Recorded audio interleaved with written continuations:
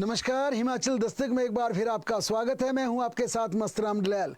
पेश करते हैं हिमाचल प्रदेश की प्रमुख खबरें। मुख्यमंत्री सुखविंदर सिंह सुक्खू ने आज 22 चिल्ड्रन ऑफ द स्टेट के पहले दल को 13 दिनों के भ्रमण के लिए रवाना कर दिया। मुख्यमंत्री ने बच्चों को वोल्वो बस को हरी झंडी दिखाकर इन्हें टूर पर जाने की शुभकामनाएं दी। मुख्यमंत्री ने कहा कि वर्तमान राज्य सरकार ने प्रदेश के 6000 अनाथ बच्चों को कानून बनाकर चिल्ड्रन ऑफ द स्टेट के रूप में अपनाया है। इन 22 बच्चों को इसी योजना के अंतर्गत चंडीगढ़, दिल्ली और गोवा के लिए भ्रमण पर भेजा गया है। सीएम ने कहा कि भ्रमण पर निकले 22 बच्चों में 16 लड़कियां, 6 लड़के शामिल हैं। उन्होंने बताया ये बच्चे 2 जनवरी से 4 जनवरी तक चंडीगढ़ में घूमेंगे और हिमाचल भवन चंडीगढ़ में उनकी मेजबानी की जाएगी। इसके बाद 5 जनवरी को इन्हें शताब्दी ट्रेन से दिल्ली भेजा जाएगा। 8 जनवरी तक देश की राजधानी दिल्ली के विभिन्न स्थलों को इनको घुमाया जाएगा, वहां एक बेहतर इनकी रहने की व्यवस्था की गई है। 9 जनवरी को in children of the state बच्चों को हवाई जहाज के माध्यम से गोवा के लिए दिल्ली से रवाना किया जाएगा। 13 जनवरी तक ये बच्चे गोवा में एक 3 स्टार होटल में ठहराए जाएंगे और north east Goa, north Goa, south Goa, Goa की तमाम, चाहे वहां के पर्यटन स्थल है, वहां की लेक्स हैं, जितने भी वहां पर पर्यटन से जुड़े स्थल हैं, उन्हें दिखाया जाएगा। 14 जनवरी को ये बच्चे गोवा से हवाई जहाज के माध्यम से चंडीगढ़ लैंड करेंगे और इन बच्चों को आज वोल्वो बस में भेजा गया। उस दौरान मुख्यमंत्री काफी भावुक भी थे, काफी प्रसन्न थे, क्योंकि मुख्यमंत्री के मन में ये भाव था कि इन बच्चों के ना माँ है ना बाप है, और यही वजह कि ओथ लेने के पहले सबसे पहले वह इन बच्चों से मिलने के लिए पहुंचे थे और इन बच्चों के लिए क्या किया जाए, मुख्यमंत्री ने कहा ये मेरे मन में भाव था। इसी के चलते, क्योंकि उन्होंने कहा कि अनाथ शब्द सुनने में किसी को भी अच्छा नहीं लगता, यतीम बोले, अनाथ बोले, ये ऐसा शब्द है जो हर व्यक्ति को झकझोर कर रख देता है, हर व्यक्ति को मन में चोट पहुंचाता है। इसलिए मेरे मन में यह था कि इन बच्चों को क्या दर्जा दिया जाए।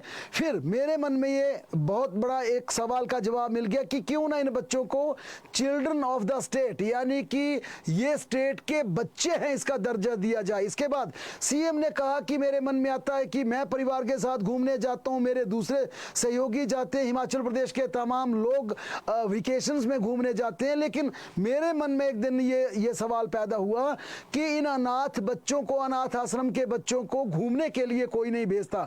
फिर मैंने सोचा कि क्यों ना इन बच्चों को दिल्ली, चंडीगढ़, गोवा जैसी जगह दिखाई जाए, इन्हें ट्रेन से लेकर प्लेन तक की सैर करवाई जाए, इन्हें अनुभव दिलाया जाए, क्योंकि जाहिर तौर पर ये वो बच्चे हैं जो HRTC की बस में भी कभी कभार बैठना इनका सौभाग्य नहीं होता, इन्हें ऐसा मौका नहीं मिलता कि HRTC की बस में बैठकर कहीं घूमने जाएं।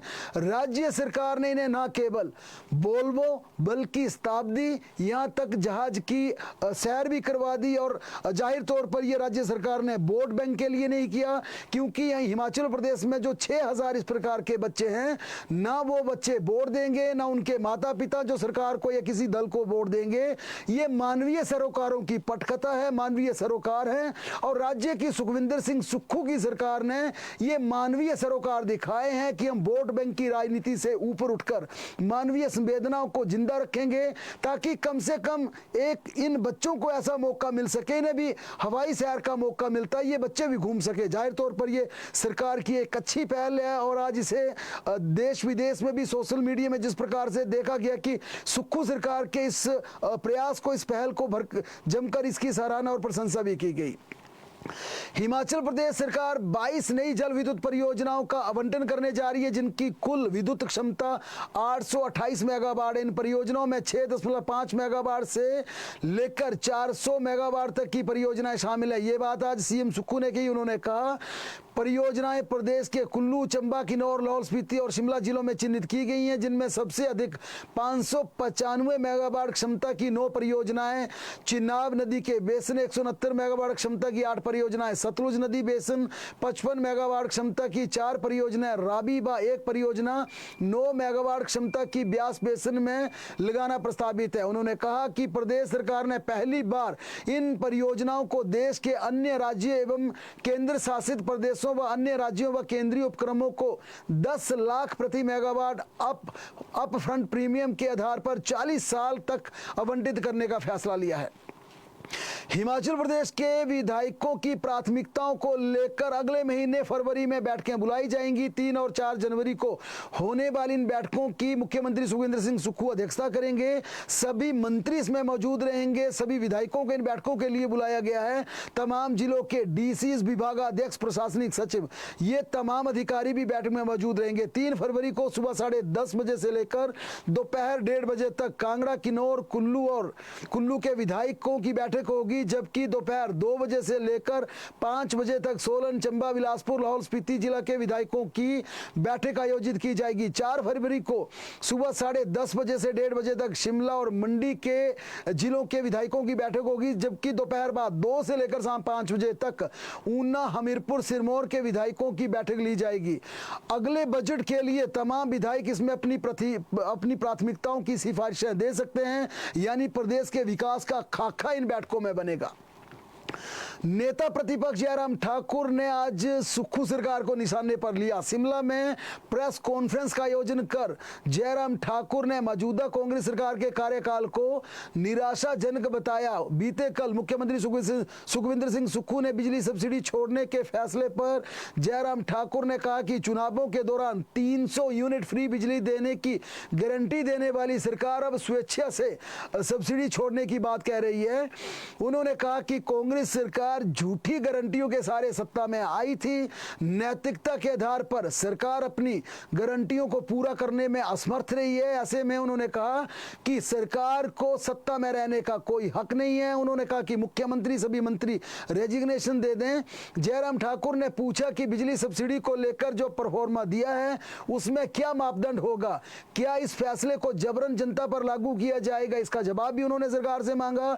इससे पहले भी सुक्खू ने विधानसभा में मंत्रियों और अपने विधायकों को लेकर कहा था कि 2 महीने का वेतन नहीं लेंगे। जयराम ठाकुर ने कहा कि बाद में उन्होंने 3 महीने का इकट्ठा वेतन लिया। उन्होंने बताया कि हिमाचल में 26 लाख बिजली उपभोक्ता हैं, जिनमें से घरेलू उपभोक्ताओं को 125 यूनिट बिजली सब्सिडी भाजपा सरकार ने अपने समय में दी थी। हिमाचल में घरेलू बिजली की प्रति यूनिट कीमत 5 रुपए 60 पैसे है, जिसमें से 3 रुपए 53 पैसे की सब्सिडी पहले से दी जा रही थी। सरकार ने सिर्फ 2 रुपए 7 पैसे की सब्सिडी लोगों को 125 यूनिट पर दी है।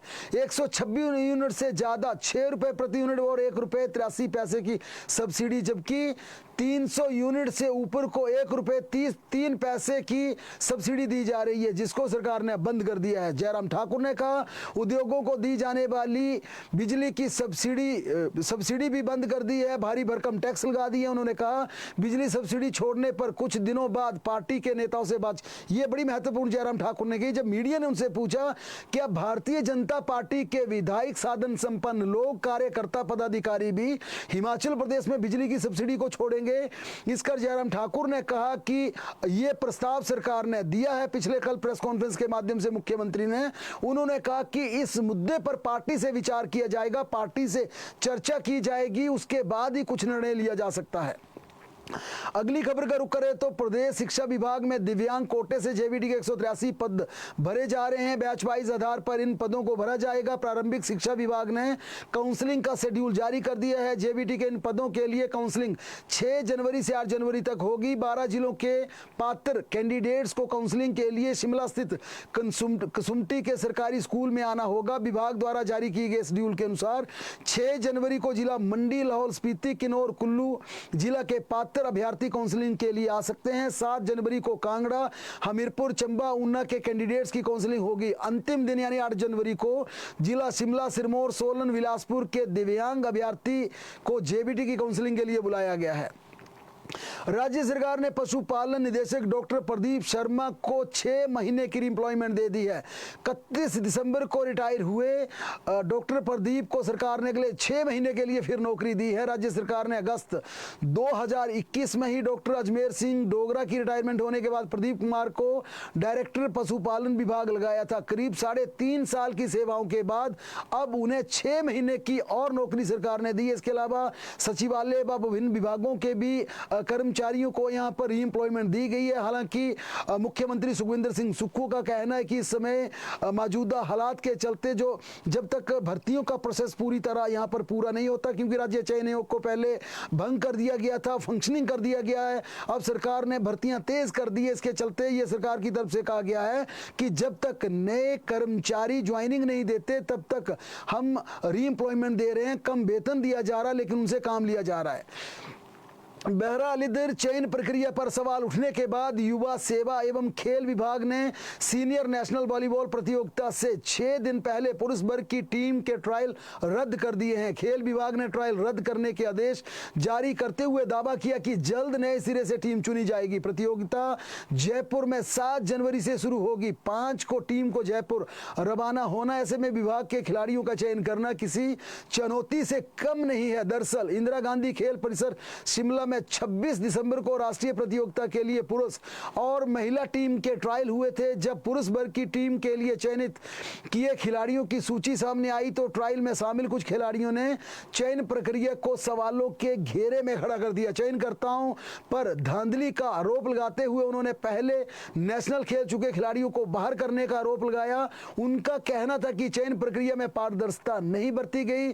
प्रभावशाली पहुंच वाले लोगों से जुड़े लोगों को या युवाओं को यहां पर चुना गया। ट्रायल में भाग लेने वाले खिलाड़ी उदित ने सोशल मीडिया पर वीडियो जारी कर अपना दर्द साझा किया था। उन्होंने कोच पर आरोप लगाया था कि कोच ने अपने बेटे को टीम में शामिल करने के लिए योग्य खिलाड़ियों को नजरअंदाज कर दिया। कुछ खिलाड़ी मामले में मुख्यमंत्री से भी मिले, मुख्यमंत्री को पूरी दास्तान सुनाई। इसके बाद मुख्यमंत्री ने ट्रायल रद्द करने के आदेश दिए। उन्होंने खेल विभाग के अधिकारियों को लताड़ फटकार भी लगाई और उन्होंने कहा कि किसी भी खेल में इस तरह की धांधली पाई गई तो अधिकारियों को सस्पेंड किया जाएगा, चार्जशीट किया जाएगा। मुख्यमंत्री ने कहा कि तुरंत प्रभाव से नए सिरे से ट्रायल किए जाएं और उन्होंने कहा कि दूसरे खेलों में भी इस तरह की पारदर्शिता बरती जाए। उन्होंने ये भी कहा कि पिक एंड चूज करने वाले कोचेस की सरकार ने निगरानी उन पर रख दी है, पैनी नजर उन पर गाड़ दी है। ऐसे कोचेस के खिलाफ भी कड़ी कार्रवाई की जाएगी। अब बात करें कर्मचारियों से जुड़े 2 बड़े फैसले की, तो हिमाचल प्रदेश हाई कोर्ट ने स्थानांतरण नीति के प्रावधानों में मनमाने तरीकों से छूट देने को गैर कानूनी ठहराया। सरकार को लताड़ लगाते हुए कोर्ट ने कहा कि स्थानांतरण नीति के प्रावधानों को किसी विशेष कर्मचारी को समायोजित करने के लिए सिर्फ इसलिए शिथिल नहीं किया जा सकता क्योंकि सर्वोच्च प्राधिकारी के पास शिथिलता की शक्ति का प्रयोग करने का विवेक है। कोर्ट ने कहा कि ऐसा करने से प्रावधानों में छूट देने की शक्ति का उद्देश्य ही कानून में गलत हो जाएगा, क्योंकि जब विवेकाधिकार नियत होता है तो इसका प्रयोग अत्यधिक सावधानी और सतर्कता के साथ बरतना चाहिए, ना कि मनमाने और तर्कहीन तरीके से अपनाना चाहिए। न्यायाधीश अजय मोहन गोयल ने प्रार्थी शशिवाला की याचिका को स्वीकार करते हुए कहा कि निजी प्रतिवादी का बतौर डिप्टी रेंजर उनके गृह क्षेत्र में स्थानांतरण कानून की नज़र में उचित नहीं है और ना ही उच्चतम प्रशासनिक प्राधिकारी द्वारा छूट देने की शक्ति का प्रयोग किया जा सकता है। कोर्ट ने प्रतिवादियों को आदेश दिए कि वे याचिकाकर्ता को 3 साल की सामान्य अवधि के लिए उसकी वर्तमान नियुक्ति के स्थान पर ही सेवा जारी रखने की अनुमति प्रदान करें। मामले के अनुसार याचिकाकर्ता को उसके अनुरोध पर वन प्रभाग ऊना के अंतर्गत वन खंड ऊना रेंज ऊना में स्थानांतरण के माध्यम से तैनात किया गया था। उसकी शिकायत थी कि निजी प्रतिवादी को समायोजित करने के लिए उसे निजी प्रतिवादी के स्थान पर अभियोजन ड्यूटी के लिए डीएफओ ऊना के कार्यालय में ट्रांसफर कर तैनाती आदेश दिए थे। सरकार ने बिना ये समझे कि निजी प्रतिवादी ऊना जिला का निवासी है, वहां का लोकल रेजिडेंट है, उसे होम स्टेशन नहीं दिया जा सकता, इसलिए ट्रांसफर ट्रांसफर नीति के अनुसार उसे गृह क्षेत्र में तैनात नहीं किया जा सकता था, उसे होम स्टेशन नहीं दिया जा सकता था। तर्क ये है कि अधिकारी कर्मचारियों पर पक्षपात या भाई भतीजावाद या अनुचित दबाव के किसी भी मामले से बचने के लिए उन्हें उनके गृह संभाग या गृह सर्कल या गृह जिला या गृह उप संभाग या गृह रेंज या बीट में तैनाती नहीं दी जा सकती, जैसा कि ट्रांसफर पॉलिसी में या नीति में उल्लेख किया गया। कोर्ट ने कहा इस प्रावधान में छूट देने की शक्ति का मनमाने ढंग से प्रयोग नहीं किया जा सकता। इस शक्ति का प्रयोग शायद ही कभी और उन मामलों में किया जाना चाहिए जहां प्रयोग उचित हो। यानी कि कोर्ट ने कहा कि अगर ऐसे सरकमस्टेंसेस बन जाते हैं कि किसी कर्मचारी अधिकारी को होम स्टेशन में तैनाती देना सरकार के हित में होती है तो ये सही है, लेकिन अधिकारी जिसे ये शक्ति दी गई है उसका पिक एंड चूज के लिए इस्तेमाल करे तो बिल्कुल गलत है। यह हिमाचल प्रदेश कर्मचारियों की तबादला नीति को लेकर हिमाचल प्रदेश हाई कोर्ट ने एक बड़ा आदेश पारित किया है और इस पर फटकार भी लगाई है। ओल्ड पेंशन के मामले में भी हाई कोर्ट ने बहाली को लेकर क्लास 3, क्लास 4 के रिटायर्ड हुए कर्मचारियों को राहत दी है।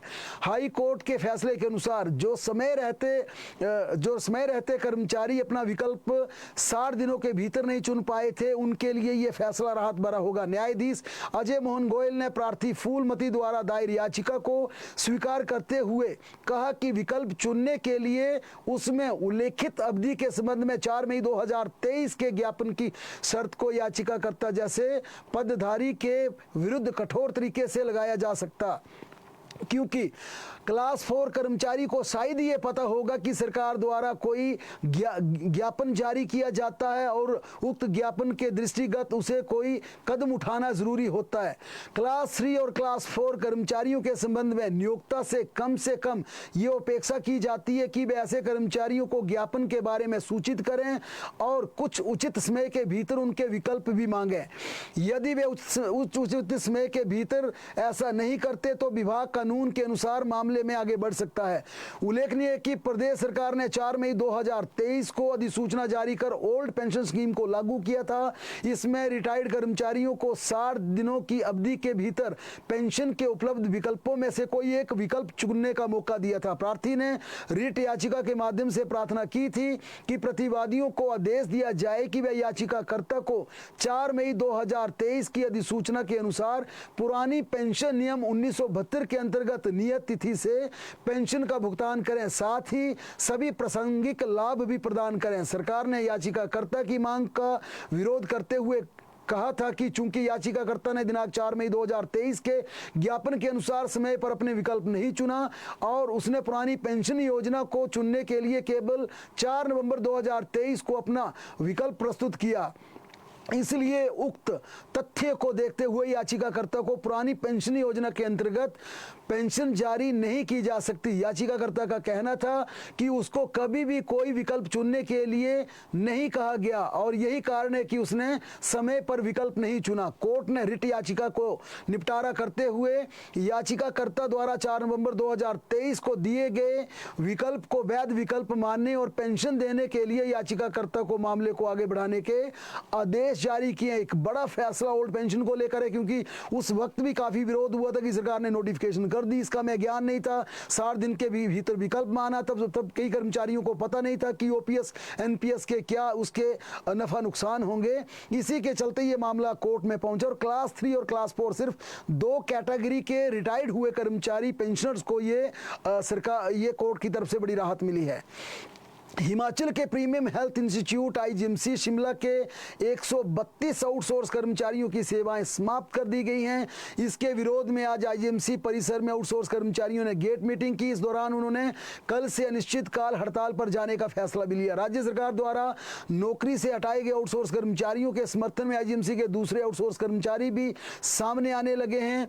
इन्होंने कल से हड़ताल पर जाने का फैसला लिया। यानी कि हिमाचल प्रदेश के अब धीरे धीरे जितने भी आउटसोर्स कर्मचारी हैं, हिमाचल प्रदेश में आउटसोर्स कर्मचारियों की बात की जाए तो इनकी संख्या 20 से 28 हजार के आसपास है। लिहाजा ये तमाम धीरे धीरे आउटसोर्स कर्मचारी संगठित होने लगे हैं, क्योंकि कई प्रोजेक्ट से आउटसोर्स कर्मचारियों को हटाया। आईजीएमसी का ये ताजा उदाहरण है। आईजीएमसी की बात की जाए तो इन आउटसोर्स कर्मचारियों को हटाने से अब वहाँ पर सेवाएं भी प्रभावित हो रही हैं, क्योंकि रोजाना 3200 से 3500 मरीज उपचार के लिए आईजीएमसी में आते हैं। ऐसे में आउटसोर्स कर्मियों के हड़ताल पर जाने से स्वास्थ्य सेवाएं बुरी तरह से प्रभावित होंगी और प्रदेश के दूसरे हिस्से में भी आउटसोर्स कर्मचारी अगर इसी प्रकार से हड़ताल पर जाने लगे तो कई विभागों का कामकाज बुरी तरह से प्रभावित हो जाएगा। जाहिर तौर पर हिमाचल प्रदेश में आउटसोर्स कर्मचारी 10 से 12 हजार रुपए का वेतन लेकर नियमित रेगुलर कर्मचारियों से कई गुना बेहतर ज्यादा काम करते हैं। ना उन्हें छुट्टियों का प्रावधान है, ना उन्हें दूसरे कैश लीव इन, उन्हें किसी तरह की कोई वित्तीय दूसरी सहायता मिलती है, ना उन्हें लीव की सुविधा मिलती है, ना उन्हें वेतन मिलता है, लेकिन काम उन्हें नियमित कर्मचारियों की तरह डंडे मार कर लिया जाता है। यही वजह, हालांकि डंडे मारने का मतलब है कि उनके बराबर काम लिया जाता है। यही वजह है कि आउटसोर्स कर्मचारी अब एक दूसरे के समर्थन में बाहर आने लगे हैं, सामने आने लगे हैं। शिमला विंटर कार्निवाल की बात की जाए तो आज से फिर शुरू कर दिया गया। आज स्टार नाइट पंजाबी गायक सतिंदर सरताज की होगी। इसके लिए अब सैलानी, क्योंकि जब पूर्व प्रधानमंत्री मनमोहन सिंह का दुखद देहांत हुआ तो उसके बाद इसे स्थगित कर दिया था, लेकिन अब 2 से लेकर 7 जनवरी तक फिर इसे शुरू करने का फैसला लिया गया है। मेरठ के फाइनेंसर हरदीप सिंह की शिमला में संदिग्ध हालत में मौत हो गई। 42 साल के हरदीप अपनी पत्नी बेटी के साथ नए साल को मनाने के लिए शिमला आए हुए थे। मंगलवार को मेरठ में परिजनों ने हरदीप सिंह की मौत की खबर मिली। वहीं हरदीप सिंह की बहन गुरविंदर ने अपनी भाभी निशा पर पति की हत्या का आरोप लगाया। हरदीप सिंह फाइनेंस का काम करते थे। नया साल मनाने के लिए अपनी बेटी और पत्नी के साथ शिमला घूमने आए थे। सोमवार को परिवार शिमला पहुंचा। मंगलवार को पत्नी निशा ने फोन कर हरदीप सिंह की बहन गुरविंदर और परिवार को यह बुरी खबर सुनाई। गुरविंदर ने आरोप लगाया और पुलिस में शिकायत करवाई कि उसके भाई की उसकी भाभी ने हत्या कर दी है और शिमला पुलिस को भी सूचित कर दिया। पुलिस फिलहाल इस पूरे मामले की जांच पड़ताल कर रही है, क्योंकि यह भी बताया जा रहा है कि हार्ट अटैक से मौत का यह मामला हो सकता है।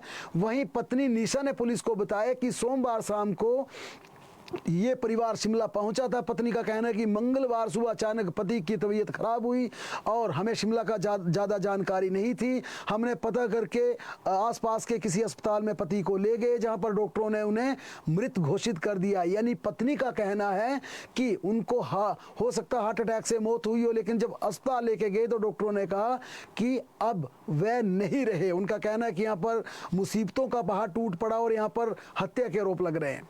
जोगिंदर नगर के एसएसबी का एक सब इंस्पेक्टर उत्तर प्रदेश के बरेली में अचानक लापता हो गया। इससे जोगिंदर नगर क्षेत्र में टेंशन का माहौल बन गया। परिजनों ने लूटपाट और अपहरण की आशंका जताई है। स्थानीय पुलिस प्रशासन को भी पत्र लिखकर हिमाचल प्रदेश सरकार पुलिस महानिदेशक से सहायता की गुहार लगाई गई है। 1 महीना पहले छुट्टी काटकर जोगिंदर नगर के चलारग से वापिस लौटे सब इंस्पेक्टर धर्म सिंह 31 दिसंबर को सुबह जोगिंदर नगर से चंडीगढ़ के लिए बस में रवाना हुए थे।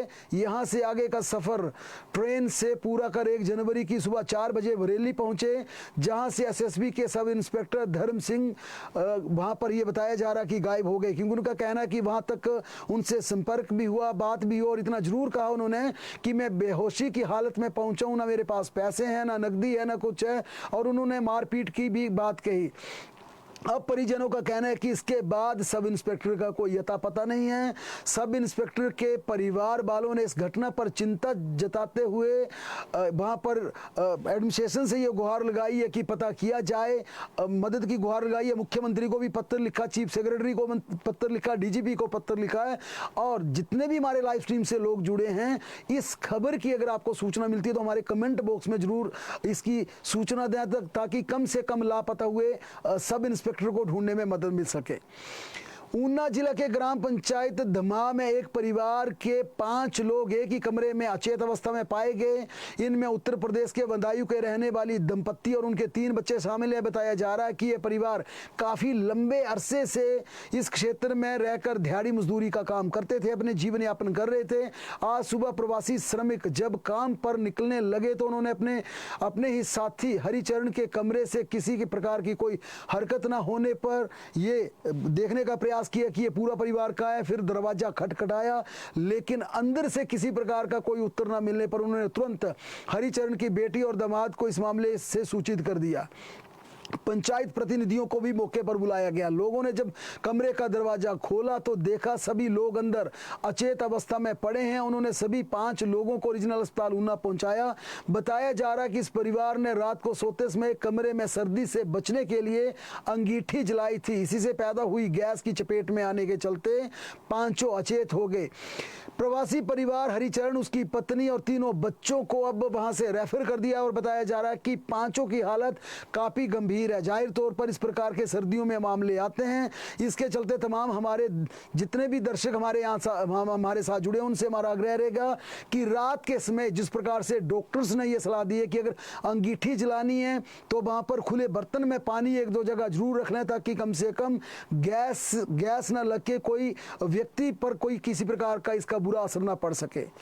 जिला कुल्लू के उपमंडल बंजार के तांदी गांव में पिछले कल भीषण अग्निकांड में 17 मकान, 6 गौशालाएं और देवताओं के भंडार गृह राख हो गए। करीब 3 बजे बिजली की तार में शॉर्ट सर्किट होने से सबसे पहले घास के पछाड़े में आग लगी और इसके बाद एक एक करके आधा गांव जल गया। अग्निकांड में 6 घरों को आंशिक नुकसान पहुंचा है। कास्ट कुनी शैली में बने मकानों में आग लगने से कड़ाके की ठंड में 35 परिवारों के 144 लोगों के सर से छत छिन गई है। भंडार गृह में देवता के सोने चांदी के आभूषण रखे थे जो कि जलकर राख हो गए हैं। आग की इस घटना में करोड़ों के रुपए का नुकसान हुआ है। वहीं मुख्यमंत्री सुखविंदर सिंह सुक्खू ने एडमिनिस्ट्रेशन को आदेश दिए हैं कि आप पूरे गांव में तैनात रहिए, लोगों की मदद कीजिए, जो भी संभव सहायता हो पाए उनकी कीजिए, क्योंकि इसकी संकट की घड़ी में अब स्थानीय लोग भी उनकी मदद के लिए आने लगे हैं। जिस प्रकार की त्रासदी वहां पर आई है, अब ये उम्मीद की जा रही है कि पूरे हिमाचल प्रदेश के लोग भी वहां बेघर हुए लोगों की मदद करेंगे।